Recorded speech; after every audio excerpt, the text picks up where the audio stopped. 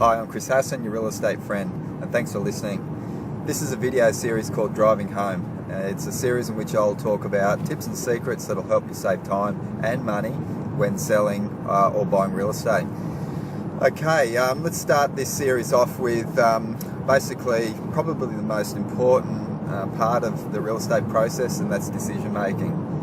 Let's face it, whether you're an agent, a buyer or a seller, your decisions will to a large extent determine the success of your outcome. So let's start with decision making and what really drives our decision making.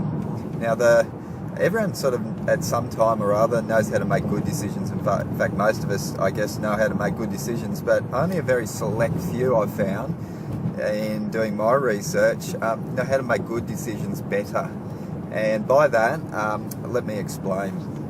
Okay, decision making. I think the best way to probably explain this, and I've done a fair bit of study into decision making, is to look at the heart and the mind. I mean, if any of you have heard people quite often quoted, do you make decisions with the heart or do you make decisions with the mind? I mean, anyone who asks that question really doesn't understand the real power of decision making. So let me tell you a story. It's a true story about a boy, a heart transplant boy who basically solved a murder. Going back, it'd be probably 15 years ago, a guy by the name of Dr. Ed Cole had pretty much his last speaking appearance, probably one of the most influential speakers that I've heard, and basically he was doing some research with a good friend who was a heart surgeon, and he told him a story. This is actually a true story. There was an 8-year-old boy. He basically had a heart transplant. The heart transplant went fairly successfully for him, and he ended up with the doctors afterwards glowing with how successful the operation was. Now, with any heart transplant, the danger is always that the heart's going to be rejected by the new recipient, and this 8-year-old boy unfortunately was starting to have this reoccurring nightmare. Now, this nightmare was constantly the exact same very detailed series of events leading up to a murder, and of course then the murder in even more vivid detail. Now, after some sort of discussions with the counsellors thought they probably should do a bit of further investigation, and they spoke with the heart surgeon and did some more investigation on where the heart had come from, and they in fact found out that the boy who had died was actually murdered and was involved in a family suicide, I think it was, or an unsolved murder situation that the police were still investigating and hadn't found any clues as to how this boy was murdered.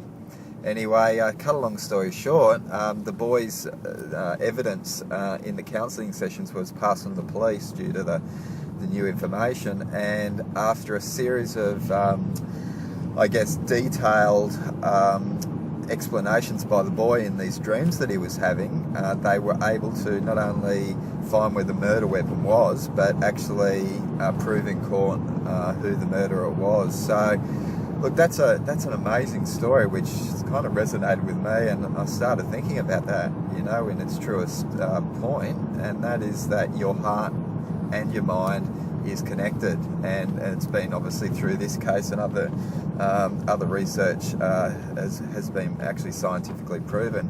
So if your heart and your mind is connected, when you're making decisions, wouldn't you say it is important to trust your heart, but also to recognise that your heart and what's going inside your heart is directly connected to how you're thinking. So look, in decision making, that leads on to if your heart and your mind is connected, how do you use that to your advantage to make good decisions? I'll finish on this. Your sixth sense or gut instinct is that correlation between your heart and your mind being connected. It's that time and place where everything that you feel in your heart, everything that you think in your mind comes together in one split second, and you make a judgment on how you feel about a certain situation. So the real true professionals, the people who make good decisions better, are the people who have mastered this and understand this quite intrinsically, and that's that your gut instinct on a situation is very powerful. Now, I'll talk more about this down the track, but if you're a seller choosing an agent, it's probably one of the big decisions to make through that sale process, and that's choosing the right agent. So what we're going to do is do the next video and just give you some tips and secrets on how first impressions count, what to look for, and then how you can trust your sixth sense to choose basically the right agent. This is Chris Hassan for the very first Raw, and yeah, a little bit rough video footage of driving home. Have a great day. Bye.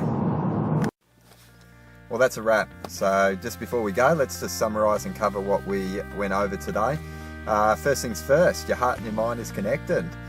What a story. I know it sort of inspired me to be a bit more reflective in how I make decisions when I first heard it, but let's just quickly cover that for a second. So you've got a boy who experiences a murder. Now that boy actually dies, but with him the memories of everything that happened get captured in his heart. Another boy who has a heart transplant gets that heart. He then has the blueprint of all the thoughts of that other boy and gets transferred into his mind, which obviously comes out in nightmares and dreams. And that is then used to actually solve a murder mystery which was remained unsolved. So secondly, we looked at that proves that your heart and mind is connected. So how can we use that to better ourselves in business, in relationships, and in life? So we've gone the next step further than that, which is the third point, that the synergy between what you think and how you feel, so your heart and your mind, is really classified as your sixth sense, and that's your gut feeling about how you feel about something, a situation or a decision. And the true experts, the masters, the multi-millionaire billionaires, the relationship gurus, all those kind of people have just learned not only how to make good decisions, but how to make good decisions better. So by using and trusting their instincts and their gut sense, sixth sense, sorry. So look, finishing that today, I hope we can move on now, give you a few tips and secrets, some more ramblings, and I'm about to take off, but over and out. I'll see you again another day. Bye.